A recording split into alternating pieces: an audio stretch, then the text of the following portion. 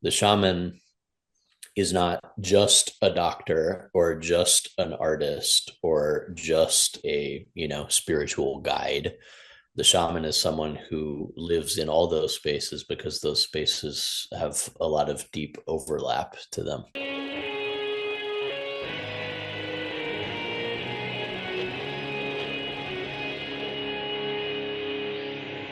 Bienvenidos a Volver al Futuro Podcast, donde platicamos con las mentes que nos impulsan a crear el nuevo paradigma de salud y bienestar, conducido por Víctor Sadia.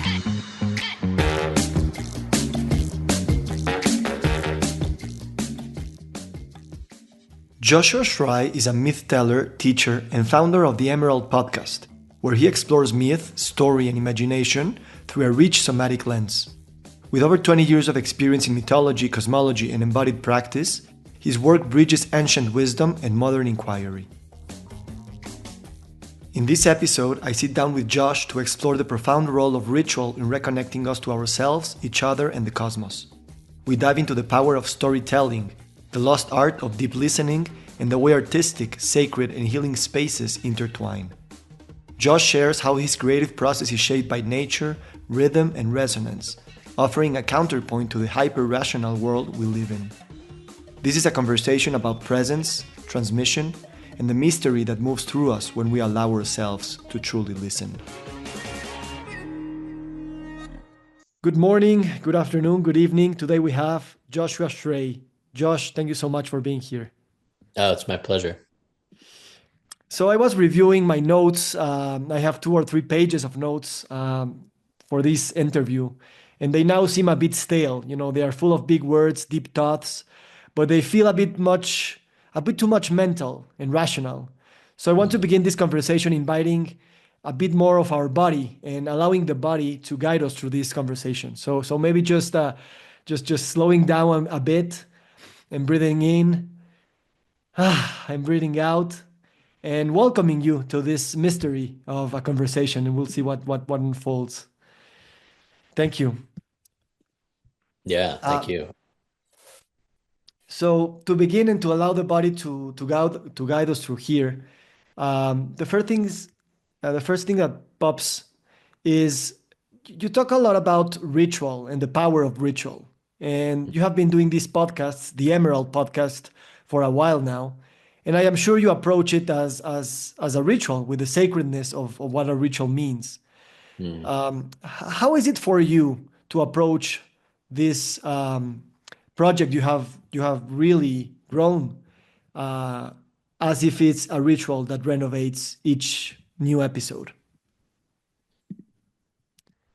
Yeah, well, first, I think that understanding why human beings do ritual is important. And the word ritual is used to mean a lot of different things, from, really profound and deep ecstatic ritual to like, oh, the ritual of brushing one's teeth in the morning and this kind of thing. And these two things are related, but they're two separate things, and it's important to recognize that.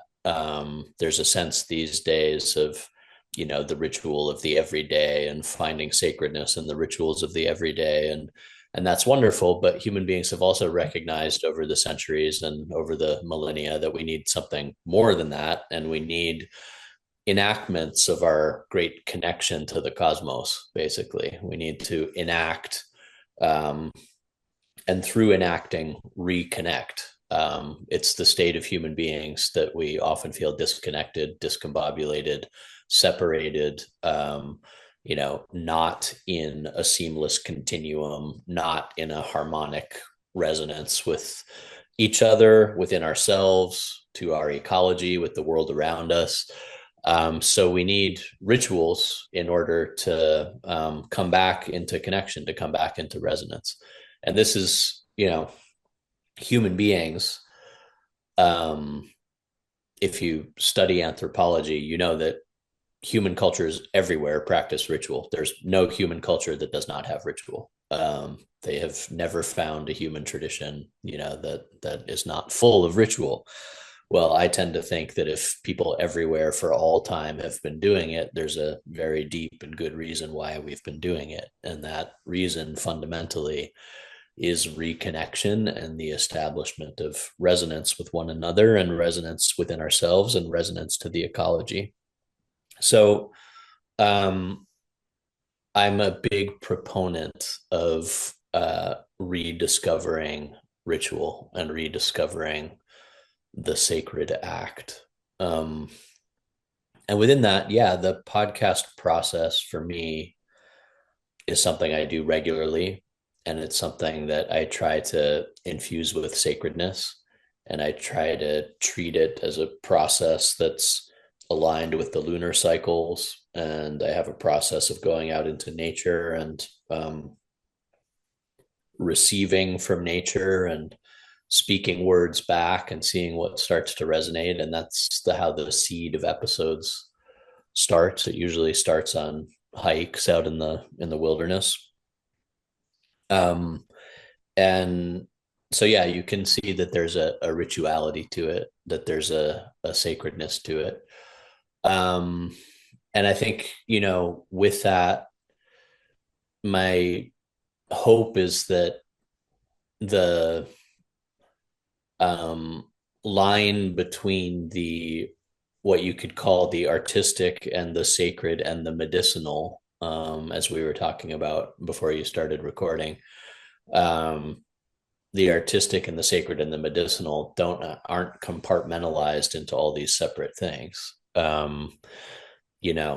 To go into ritual space is to go into artistic space, is to go into healing space.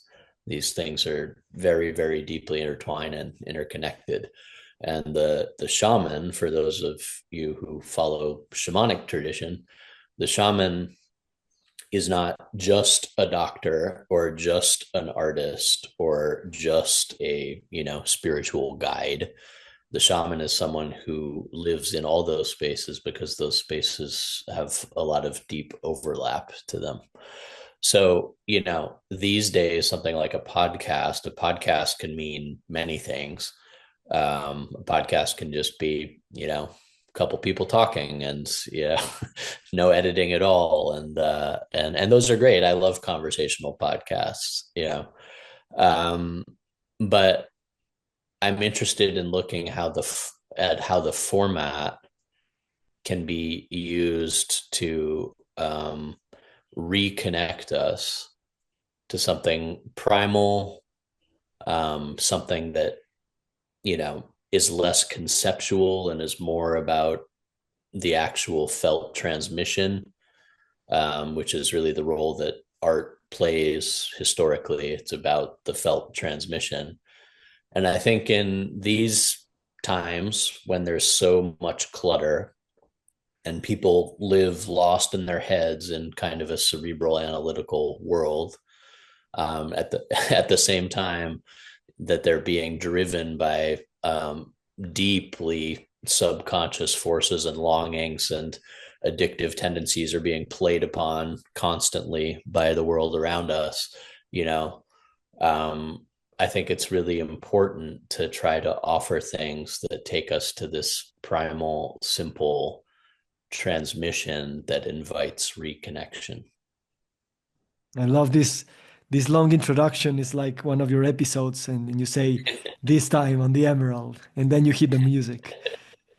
I Um, don't tend to give like super short answers. Yeah. I love that, and thank you so much for just jumping right in and giving us a lot of context on the ritual word.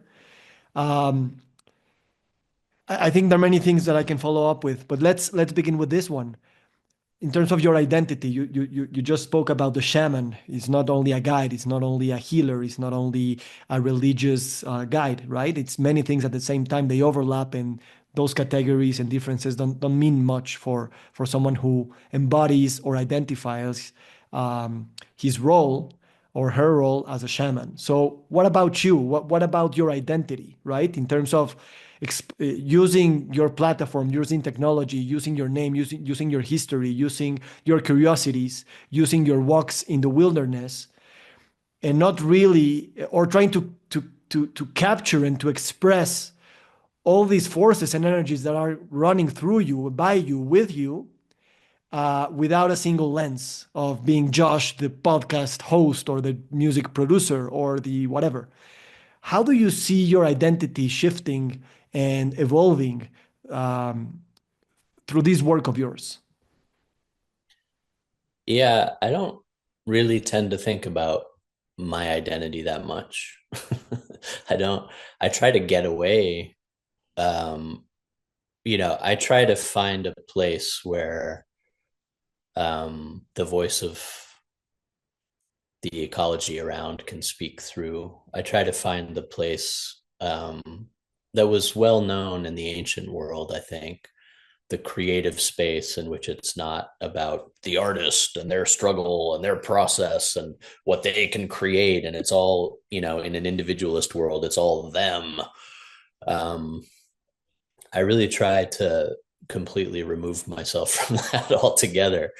In fact, like for the ancient artist, I think, and the modern artist too, it's just gotten conflated with a lot of stuff around individualist identity. But for the artist, the invitation is to work to become an instrument, and in becoming an instrument, to hollow oneself out and allow for the voice of the world to reverberate through. And so I'm interested in getting out of the way as much as possible. And that's not to say, obviously, there are opinions that are stated on the podcast that are certainly like quote unquote mine. Um, but it's an interesting thing. Like the podcast was born in the enchanted lands of New Mexico in the southwestern United States. And right around the exact same time, there were three of us who didn't know each other at the time in New Mexico who started using the word mythosomatic at exactly the same time. Like, and to me, that's the land saying something. That's the land using people to transmit, a way of seeing and a way of knowing and a way of looking at things. So, Bayo Akomolafe talks about thoughts, and he's not the only one. But he talks about thoughts as territorial and geographic as opposed to individual.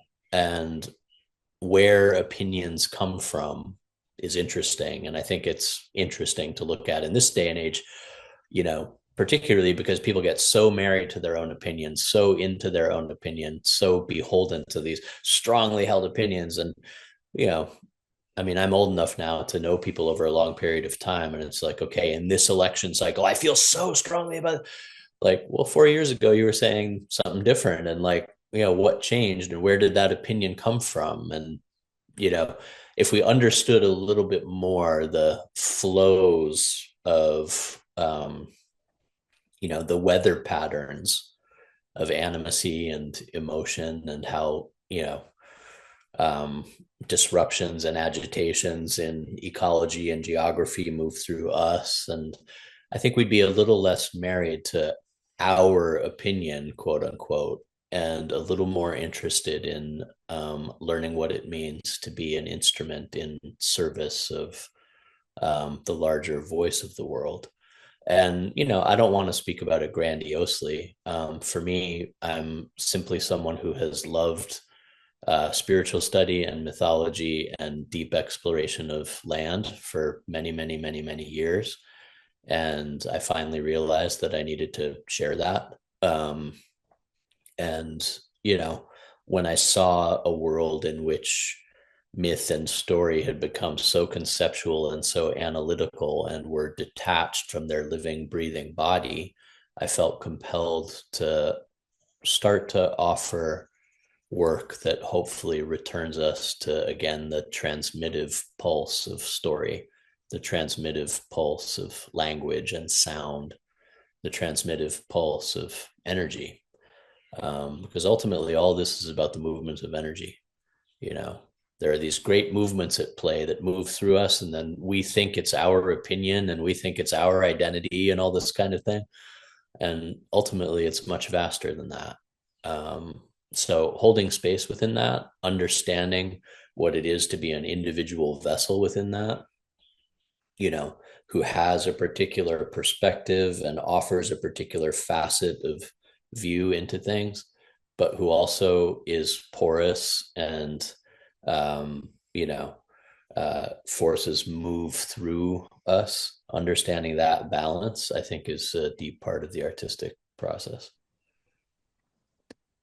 It's funny how this conversation between you and I, a you and an I, um, you know, with what you just said, I feel it here. I feel it in my body. Like we are creating this space and we are trying to hollow us out so that these things can speak through us. So I'm thinking, I'm usually thinking what to reply, what to ask next, checking my notes, trying to have this line of conversation, and the uncomfortable yet powerful attraction that I feel now with this conversation is just that forget about that. You just allow that things can happen between you and I through this connection, which is a great thing in a sense, although I don't know exactly how to do it, right? And at the same time I know exactly how to do it, because this is much more than the identity, the podcaster, the philosopher in me who has that identity and those ideas, right? So so yeah, thank you for allowing this to happen in this very conversation. Yeah. um Can I say yeah, something else? please. The understanding that the moment that exists between us and ecology, between, the moment that exists, the space that exists, is a space through which there is potential um, for love and wonder and, spirit to pour through. That the invitation of this moment, this conversation between us, or any ritual space, or any healing space, or any artistic space, the invitation is that it's a space where, there is the opportunity for something living to move through, something animate, something alive, the force of life, the breath of spirit, the presence of love, however you want to describe it. And if I show up to whatever space it is, with a list of talking points, and that's it. And obviously I understand, like in doing podcast interviews, sometimes we need talking points and that kind of thing, right? But if I show up with just a list of talking points and already formed opinions to that space, um, and then you combine that with the fact that I, think of myself as kind of an individual isolated unit that's like separate from, you know, the rest of the world and from others, the potentiality for something mysterious and wondrous to move through has just gotten a lot less. Think about it, like I want a beloved relationship with nature and with the cosmos and with my fellow human beings, and I don't show up like, you know if you're like in the beginning stages of a love relationship, you know and you're trying to see if there's that chemistry, that spark with that other person, say, you don't show up to dinner with a list of talking points. You don't show up to, like, you don't start talking about like the analytical and rational reasons why, love is a powerful force. You do what you can to help, like, cultivate and foster a space where that spark can live. That's what we're called to do everywhere these days, to find the immediacy. I've been using this phrase radical immediacy recently. I don't want to take it too far into politics, but one of the things that just happened in the US election, for example, was, there was one side who was very willing to have kind of free form, spontaneous, long form podcast interviews and questions and all this kind of thing. And sure, we could talk about the nature of the content of that, but there's a spirit there that the other side was not willing to go into spontaneous spaces, not willing to go into the place of, I have to have my exact talking points, and I'm going to tell you why I make the most rational sense as a candidate. And of course I make the most rational sense. Like, look at the other guy, and I'm going down this route because I'm talking about it in an upcoming episode. But I think that as a world, as a nation, and as a world, I think people are longing for the felt immediacy of what could be called spirit or love or animacy. They're longing for presence. They're longing for the beloved, what has been called in some traditions the beloved, to pour through. Yeah. And we have to meet one another and meet this world in a place that does justice to our deepest longings. Thank you, Josh.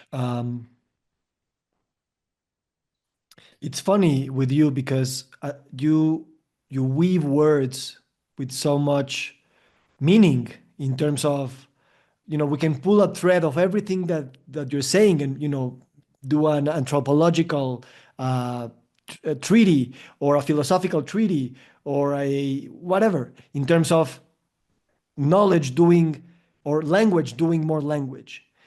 And what you're trying to get at is the most important things you're saying are the things you are not saying, the things almost as if it's looking for the anti-conversation, right?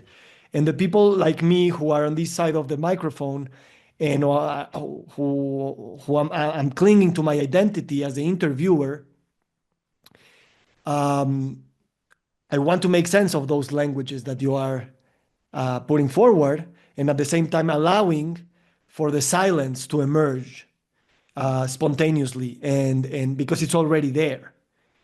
So I think it's funny in your case because you do have a lot of language to delve very deep into very interesting things.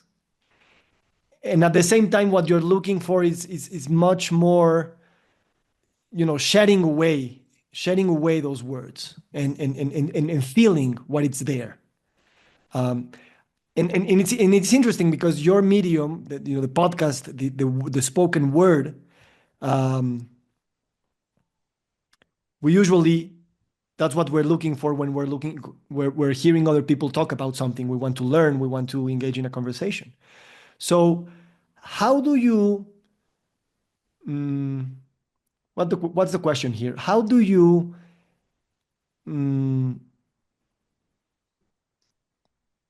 keep, because I sometimes feel that it takes less effort to talk and just to engage in a conversation, and much more effort to allow things and to connect and to work, allow the beloved to pour through us and to pour through things and to pour through space and time, right? It takes much more effort sometimes. How do you balance this? And I don't know if that's the case with you, that it takes effort to not try to be too serious about the words we are exchanging. I think it has to do with having a practice, a ritual practice, whatever form that takes for people, in which one is practicing the connection to the living force of life, of nature, in all of its wave manifestations. So, in other words, I talk about this a lot in the courses I teach. There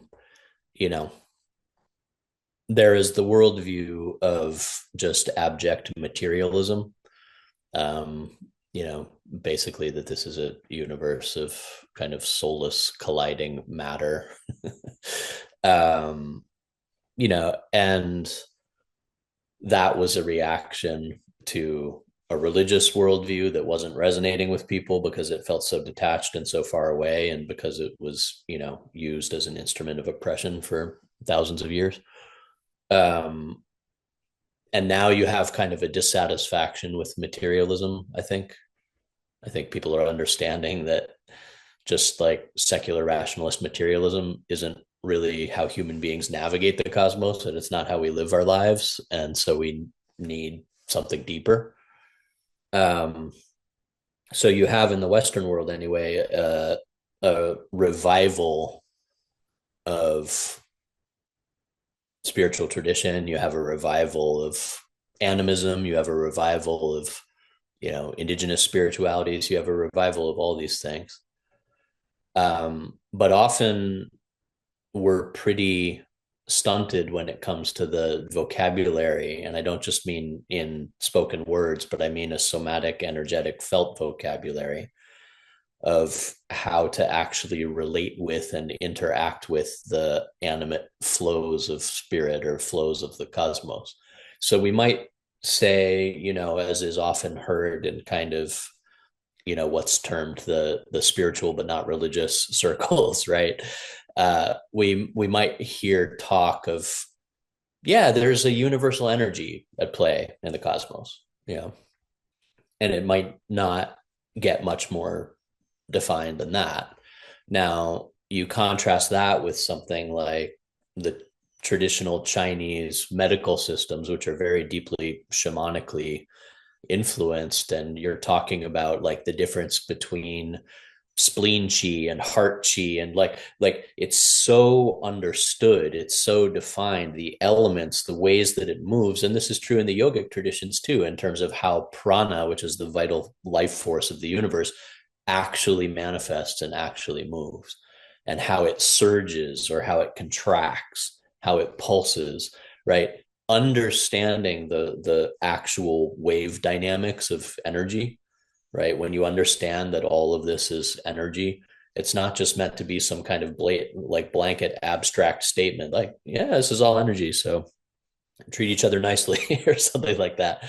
The invitation is into a much deeper understanding of how energy moves, what energy is, how it pulses, how it expands, when, what times of day, what seasons. This is the reconnection to the cycles of nature. Like this is the reconnection to the cycles of nature. It's not just like standing, on the hiking trail and going, oh, what beautiful scenery, or the smell of the ponderosa sap in the air. Yeah, those things are wonderful, but it's meant to be something much, much deeper than that. And when a person starts to really pay attention to and work with and breathe and align their lives to natural cycles, then we start to understand on a much more felt somatic level what allows for this animacy to flow, what grows it, what allows it to be celebrated, what can hold it. I mean, this is a big issue in the modern world. People are invoking a lot of energy, and there's floods of energy from all these, things that people are spiritual, experimentations that are going on, and lots of psychedelic use and all this kind of thing. But the question, with the flow of energy has always been, can you actually like hold it? Just like water, it's the same dynamics as water, so what I'm talking about, I guess, and I have episodes about this, is a thorough practiced reconnection with the cycles of nature, and through that an understanding of how energy actually works and moves and pulses and flows, if that makes sense. Yeah. And go ahead. No, it makes sense. And probably, this is an intimate question, but what could you share with me in terms of this regular somatic practice that you embody, you breathe into and with um, on a daily basis? I know you're a busy person. I know you have a lot of students and you have a lot of things and movements. How to stay with that somatic consciousness, um, feeling these energies while complying also with your to-do list and your calendar and all these things, um, and being this magician who who controls a few things here and there, but ultimately just, allows for those movements of whatever you call it to move and to be present to that huge force, right? Uh, being this individual and being this eternal part of the cosmos that we are. Yeah, I mean, I've had some really good teachers along the way, and it's interesting because I'm doing an episode now on that's going to get into some of the devotional traditions from India and the understanding that in complicated times the practices actually need to be simpler. Um, and this is something that I talk about in the courses that I teach a lot. There's a lot of people are enamored. They tend to be enamored in the modern world with complicated practices because that's where the juice is and it's secret and it's and you see this in tantra like all the time, in the modern West's attempts to reclaim tantra, which often have very little to do with what tantra actually is. And in the West you have people who are diving into the deep end of the pool without knowing the basics of how to swim, and the basics of how to swim are really simple, and they've been really simple for forever, because you're talking about, again, the very simple movements and cycles of nature. So to have a simple daily practice, I interviewed a wonderful Native American author in a podcast episode named Jose Barrero, and he took us through just a really simple gratitude practice, like a daily gratitude practice. um, going outside, meeting the air, and greeting the world, and what in some traditions is called like the Thanksgiving address, like acknowledging and establishing the resonance, the relationality, the invitation for the beloved to pour through. All of that comes through simple acknowledgement. You know, right now that I can see there's a little bird hopping on the fence right out there, right? That bird is a portal, a gateway to the beloved. That flowering tree behind the bird is a portal to the gateway to the beloved, as long as it's acknowledged. Um, so, like, uh, I don't get into the business too often of like prescribing practice or anything, because I'm a practitioner myself and I'm just, working in the traditions that I've understood. But, the most fundamental practice I see is a simple practice of connecting with and acknowledging and offering back, and it's amazing what pours through that. The simple practice of acknowledging, expressing interconnectedness, and doing it verbally out loud, because we live in a resonant universe, and thinking I'm offering gratitude to that bird is very different than saying it. It's very, very different. And you mentioned magicians. Any good magician knows this. Like, we live in Abracadabra. abracadabra. We live in a universe of harmonic resonance and vibration, and incantation and invocation happens through the medium of sound. It happens through the medium of vibration. To have a daily practice of, connecting with the sun as it's rising, connecting with the phases of the moon. The birds just started chirping in the back. Yeah, connecting with the birds, hopping along the fence, connecting with the various forms of vegetal life and the watershed that one is in. Simple recognition and gratitude and acknowledgement. It all flows from there. And then there's all kinds of and I've been through phases in my life where I was doing intense ritual practice over long periods of time. And, now I'm in a phase of my life where a lot of my attention, especially in the morning, is dedicated to getting my kids out the door to school. And like my time for those multi-hour deep ritual engagements are less, but I have a ritual calendar. I have rituals that I do regularly. But the heart of it is, if we can, there's there's like a daily individual practice and then hopefully some type of larger communal ritual practice that people can find to do.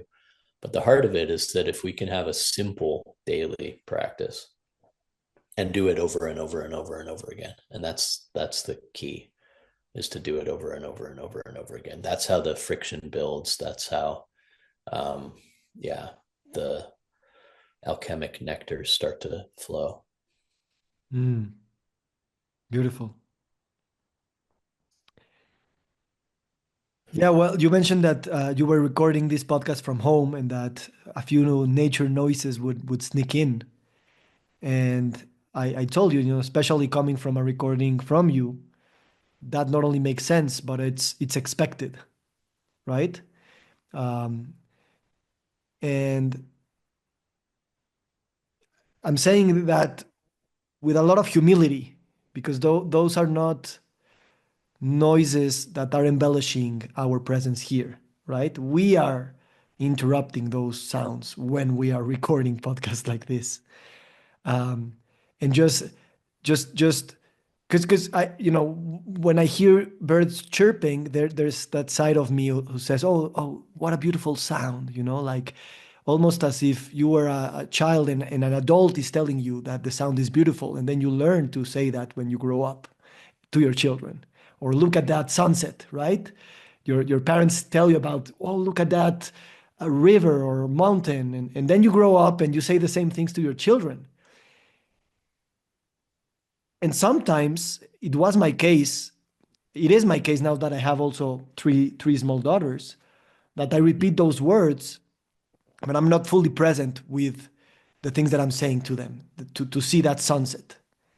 And I know that I'm robbing them of the experience. Probably they will ignore the sun going down, but probably that's much more somatic and true than artificially telling them to slow down and watch that sunset that might be sublime, right? While at the same time, because we are surrounded with too much noise and distraction and speed, we do have to artificially stop and say, okay, let's allow for a moment to hear that bird and see what happens. Not to comment on it, but just allow it to happen. As you just said, you didn't describe the sound. You just said the sound just came in. And I think that was a powerful invitation just to be present and not make a judgment if that's a good thing or a bad thing. Yeah. One of the things that I'm noticing in the dance of parenthood is that, um, you know,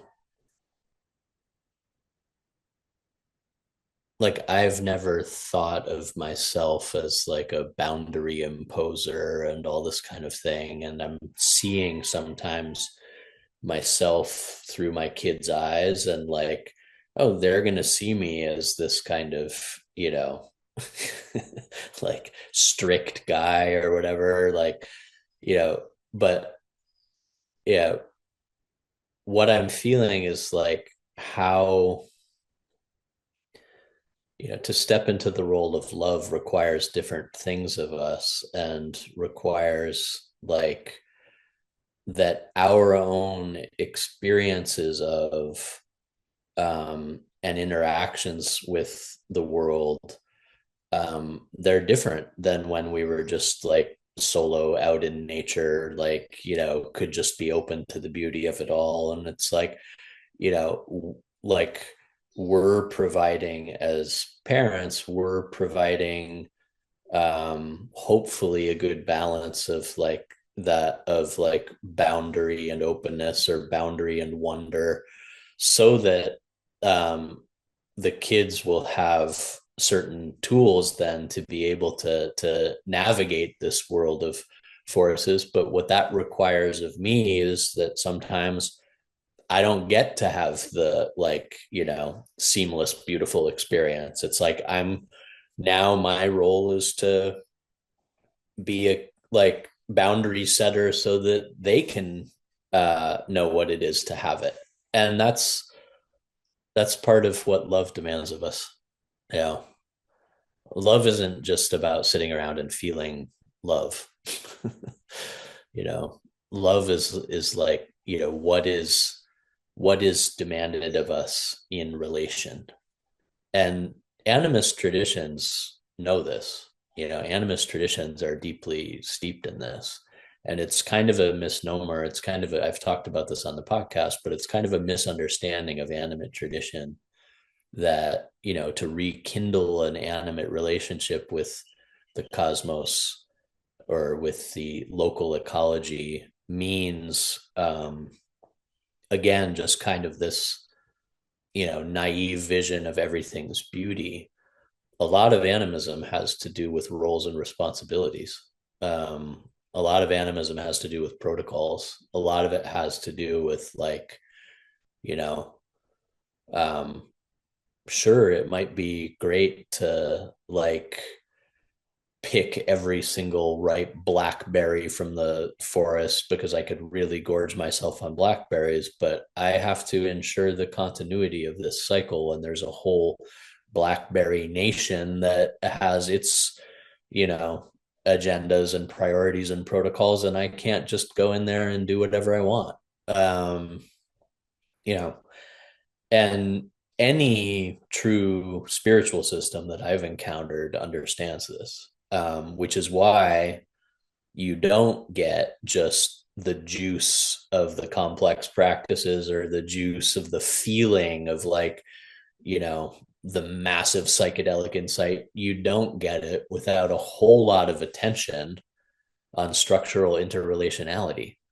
And, like, the structural interrelationality is absolutely vital. It's really, so, like, you know, the deep things that I've experienced, um, the putting myself through the ringer in certain ritual practices over the years, if that allows me to then, um, you know, be able to interact with my kids from a place of steadiness and this type of thing, like, then that's what it was for.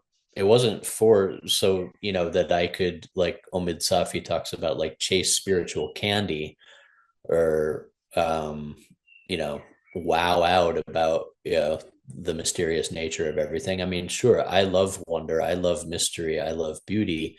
um Beauty is in the interrelational details. Love is in the interrelational details.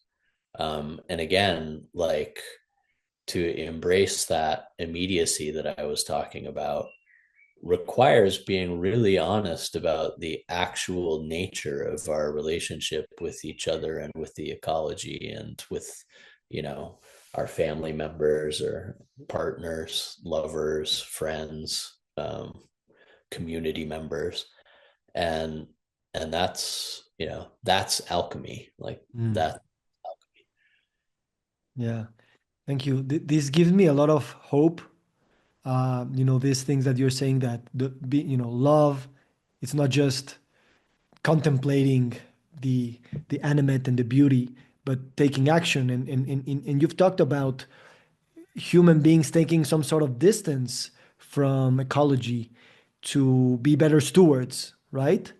To be better, to keep creating the possibilities for life these without believing that we have the answer and that we are responsible and that we are superior to other beings, but certainly understanding that stewardship means commitment and work. And I wouldn't say sacrifice, that's too Christian, Judeo-Christian word, but does require some sort of yeah, just action, right? um, at the same time, it worries me that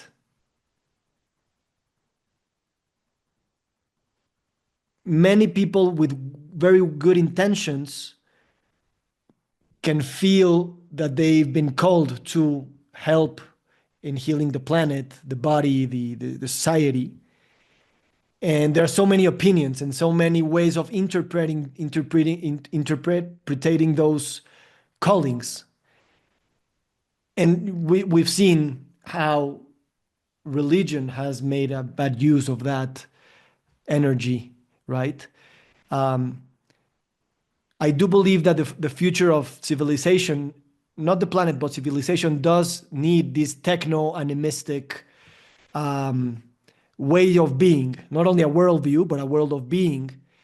And what I cannot really understand, and I potentially won't be able to understand, is that it will be built on diversity, on a very big amount of diverse modes of understanding the being, and that somehow will work out to perpetrate life and regeneration. I don't know if this makes sense. Yeah, I think it relates to what we were talking about in terms of the artistic process, which is what would it mean for human beings to be an instrument through which nature could flourish. And that looks a little bit different than the narrative of we are saving the planet or we are saving the ecology. I tend to not give us that much credit. You know, we've labeled this the Anthropocene. We've decided we're in the Anthropocene. The Earth did not label this the Anthropocene, and the Earth is the one who is deciding all of this. Yeah, we can call ourselves pillagers of the Earth, and certainly we are having impact upon the Earth, right? Um, but the average human lifespan, is about 75 years.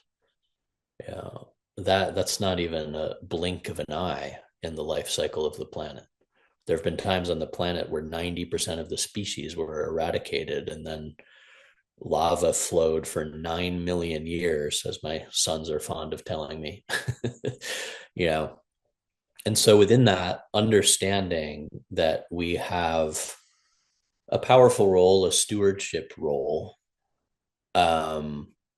But within that stewardship role, the role is neither to be like, completely like hands off, and neither to be dominators nor to be completely hands off. The role is to understand what it means to be good instruments. And if you look at indigenous systems and the way that indigenous systems have worked with the natural world, it's very hands on. I mean, they're just discovering now exactly how much impact, what we call the kind of pristine garden of the Amazon rainforest. I mean, they're discovering year by year by year, they're discovering how cultivated that is, how, densely populated it actually was, and how the reason that, like, the specific fruit bearing and food bearing plants that grow all throughout the Amazon basin grow is because people interacted with it for years and years and years in a way that we don't recognize as interaction because we're used to monocrop agriculture. So, understanding that there is a rigorous role to play within nature, but a lot of that rigorous role involves getting out of the way and understanding larger cycles and systems. Again, it's the exact same balance as the artistic process. It's the exact same balance as the process of the healer. The healer has a role to play, but sometimes the healer's role also is to step out of the way and to let the natural, to let the gods of healing do their work, to let the forces of nature do their work. So, and this is a balance you'll see in really I mean, it's there in parenting, like we're talking about parenting, it's there in parenting all the time. When do I set boundary? When do I step out of the way and let them, you know, learn this balance of doing and allowing, and of boundary and porousness? And it's beautiful to see it reflect everywhere. In the first book of the Yoga Sutras, I believe, when it says, Sukham Stiram Asanam, it's speaking about this incredible balance of steadiness and flow, right? Now, within that, another issue that we face in the modern world has to do with the sense of individualist burden to do all this stuff. Um, and it's interesting because when I interact with populations that are, you could say, much more directly impacted by some of the earth changes that are going on now, um, you know, they often seem to be a lot less stressed out about it than we in the modern West are. And it's like we've taken the same urgent anxiousness that caused the problem to begin with and now translated it to our efforts to fix the problem. And I think that that puts too much emphasis and burden on us as individuals. We've always got to find a story in the modern West, a salvific story in which we are the individual agents who will move the world. Um, you know, and that's just not the nature of things. We Yeah. don't always have that much say in how things transpire. Yeah. like, and um coming to terms with and starting to connect to the deeper flows that will go on far beyond us is really important in this age when, yes, we're called to action, we're called to do things about what's happening. Um, but if we have this view of like, I am urgently, anxiously, constantly rushing to save something that is my responsibility to save, and that's individual bodies aren't made for that. They're not made for that stress. We've got to have a more relational vision and a deeper understanding of the flows. And Yeah. the truth is that nobody knows what's going to happen. It is a big mystery. Yeah. Yeah. I'm thinking about the hero's journey and how individualistic is that narrative, and how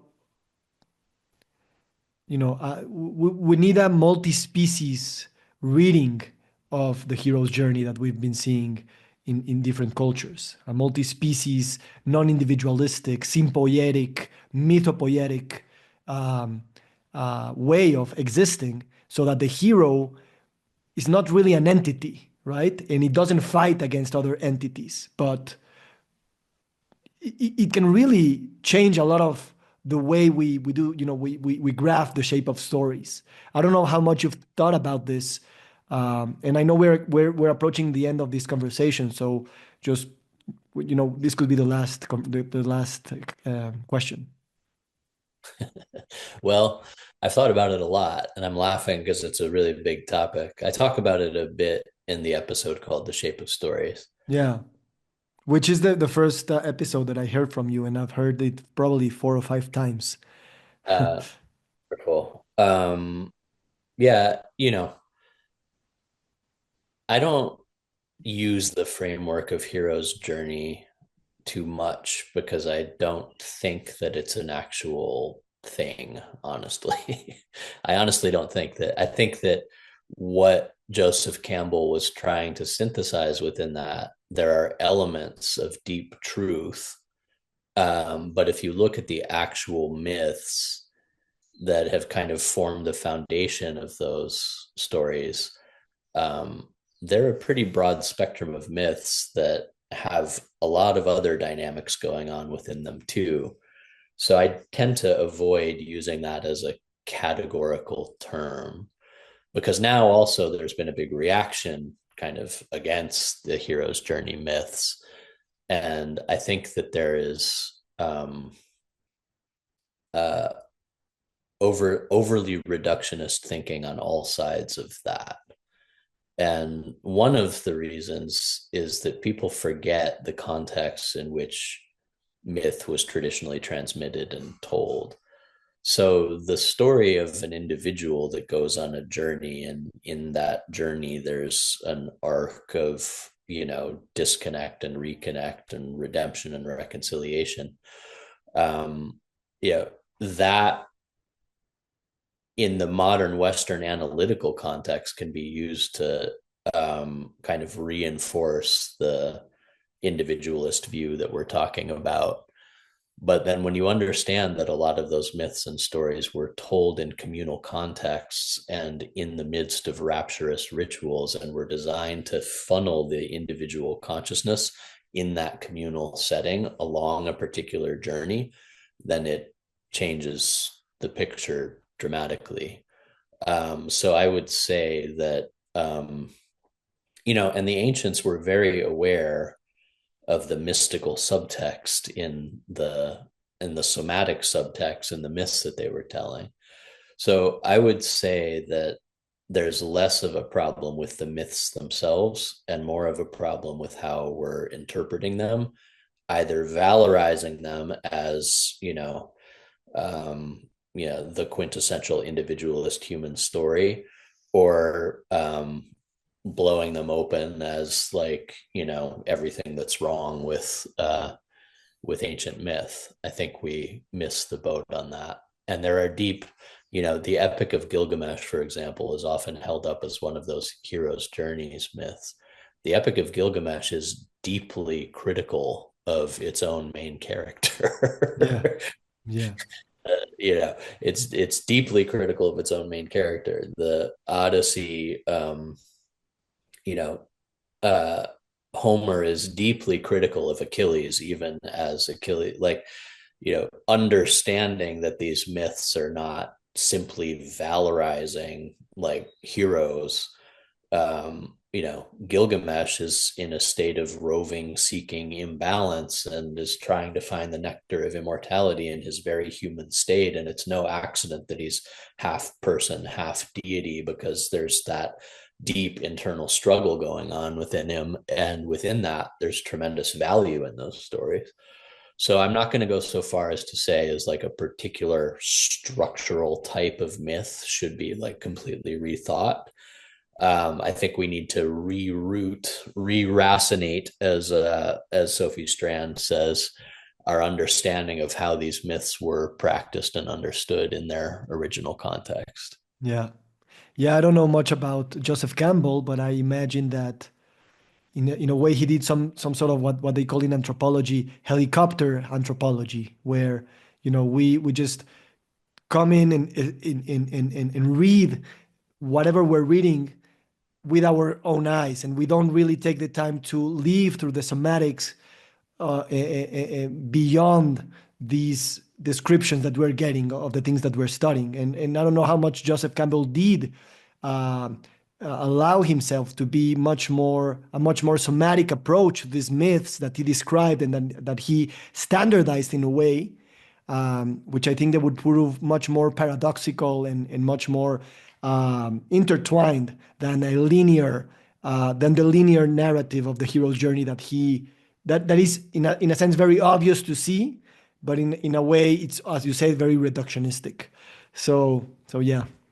I mean, I have a great love for Joseph Campbell, and it's interesting to see the waves of discourse that, like, he came along and universalized myth, and then now we're in this phase where people, are universalism is not very well liked these days. So there has to be a big pendulum swing reaction, and it's like, oh, Joseph Campbell. And I think we need to take a more full spectrum, broad ecological view and be able to hold simultaneously, the things that maybe invite us to go a little deeper and take a different view, and the tremendous beauties and wonders that pour through people like him. And human beings are intricate, and human beings are multifaceted, and we live in a time in which, the things that people say are eternalized through the written word, and then you can respond to that, like frozen moment in time with your own frozen moment in time. And this isn't actual living discourse. This isn't actually the living understanding of how systems work and systems move. So a story, say the story of Gilgamesh again, can contain at once the discomforts of, the society and civilization that it came out of. It can contain the discomforts of early, like what you could call like patriarchal Near Eastern society. It can contain the discomforts of, the tendencies within that vision of the like journeying male hero. It can contain those discomforts, and it can contain deep beauties, and it can contain resonances, and it can contain mystic portals, and it can contain all these things at once. And that's the beauty of story. And, these days people are trying to analyze story, rationalize story, often rewrite story these days, which I understand. But just like a person, a living, breathing person, a living, breathing being can simultaneously fill you with joy and wonder and aggravate the hell out of you. And stories are meant to do this. They're not meant to mirror exactly the lessons we want to hear about the cosmos. If story were reduced to that, it wouldn't be doing its work. Right. They're meant to provoke. I'm going to do a whole episode on some deeply uncomfortable stories and get into this, like the it's tentatively called the discomfort of the saints, because it's going to go into stories that rub up against us and offer the understanding that rubbing up against is like a vital part of the story. So, let's be willing to, if we say on paper that we want this kind of full spectrum discourse that mirrors the spectrum of nature and mirrors the intricacy and complexity of the forest, then let's be willing to, as Bayo Komolafe says, sit in the trouble. Beautiful, beautiful. Thank you so much, Josh. I don't know if you've read Donna Haraway's Staying with the Trouble, the Cthulhu book. Have you read it? I have heard of it, but I haven't read it. Yeah, you like it, and it's also about staying in the trouble and weaving multi-species stories to exit the Anthropocene and to enter what she calls the Cthulhu, which is a much more um, yeah, animalistic, symbiotic existence. I'll send you the link. Thank you so much for this conversation, for allowing a conversation to happen, but also for allowing this silence to be heard. And I'm deeply grateful, and I honor your work. And I thank you so much for this space, for this time, and this energy that you have channeled through these words and silences. Thanks for having me. It's a great discussion and great to be here. Thank you, Josh. You have a great day, my friend. You too. Bye.